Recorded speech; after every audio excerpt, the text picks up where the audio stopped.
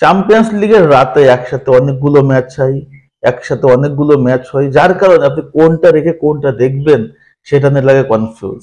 তবে গতকালকের ম্যাচটা ছিল লিভারপুল এবং পিএসজির ঘরের মাঠ পার্ক দ্য প্রিন্সেসে লিভারপুলকে যেভাবে শাসন করছে পিএসজি শুরু থেকেই, এইখানে লিভারপুলের কোনো অ্যান্সারই ছিল না। টোটাল ম্যাচ জুড়ে পিএসজির যদি আক্রমণ ভাগ দেখেন, সেখানে বারকোলা, কাবিচা, কাভারেজ খেলিয়া, ওসমান ডেম্বেলে, এই তিনজন মিলা টোটাল 7টা ওয়ান টার্গেট শট করছে। কাভারেজ খেলিয়া শট করছে হচ্ছে 3টা, ওসমান ডেম্বেলে 2টা, আর 2টা করছে বারকোলা। চিন্তা করেন কি লেভেলের অ্যাটেম্প করছে পিএসজি আপনার লিভারপুলের এগেনস্টে। লিভারপুলের মিডফিল্ড, ডিফেন্স কোনো কিছুই ওয়ার্ক করে নাই, কিন্তু তারা গোল করতে পারে নাই। এত আক্রমণ, 27টা অ্যাটেম্প করছে, সেখানে 10টা ওয়ান টার্গেট শট পিএসজির। এত স্ট্যাস, এত চমৎকার আক্রমণ, এত কন্ট্রোল, ডোমিনেশন দেখে যে কেউ বলবে যে এই ম্যাচটা পিএসজি মনে হয় হেসে খেলে জিতে গেছে। কিন্তু না, এই ম্যাচটাতে পিএসজি হেরে গেছে 1-0 গোলে। শেষ সময় এলিয়টের গোলেই কিন্তু পিএসজি হারছে, কিন্তু হারলো কোথায়? এই ম্যাচ জুড়ে যদি দেখেন পিএসজি খেলছে শুধুমাত্র অ্যালিসন বেকারের এগনেস্টে, আর কেউ না। ডিফেন্স লাইনের Virgil van Dijk, Alexander Arnold, Robertson কেউ কিছু করতে পারে নাই।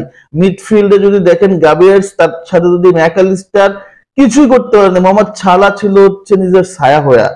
আক্রমণ সাজাইছে ওসমান ডেম্বেলে, কাবিচা, কাভারেজ খেলিয়া, বারকোলা, ভিতিনা এবং রবিনরা।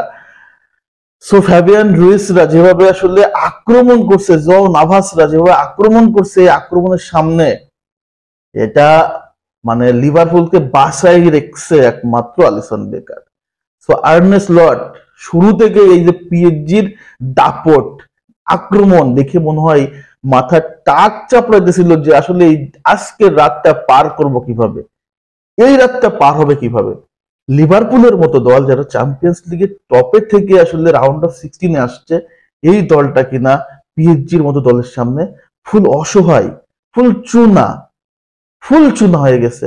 শুধুমাত্র আলিসন বেকার ছাড়া এই ম্যাচটা তাদেরকে কোনো গোলকিপার বাঁচাতে পারতো বলে আমার মনে হয় না, কোনোভাবে মনে হয় না। তারপরও তারা আসলে জিতে গেল, তারপরও তারা ম্যাচ ড্র করলো না, জিতে গেল পিএসজির মাঠে, পিএসজির এত দাপটের সামনে। দোনারুম্বার একটা ওয়ান টার্গেট শট গেছে, দেখেন পিএসজি তো 10টা ওয়ান টার্গেট শট করছে, 27টা অ্যাটেম্প করছে, আর আক্রমণ যে ছিল ভীমরুলের মতো মৌ আক্রমণ।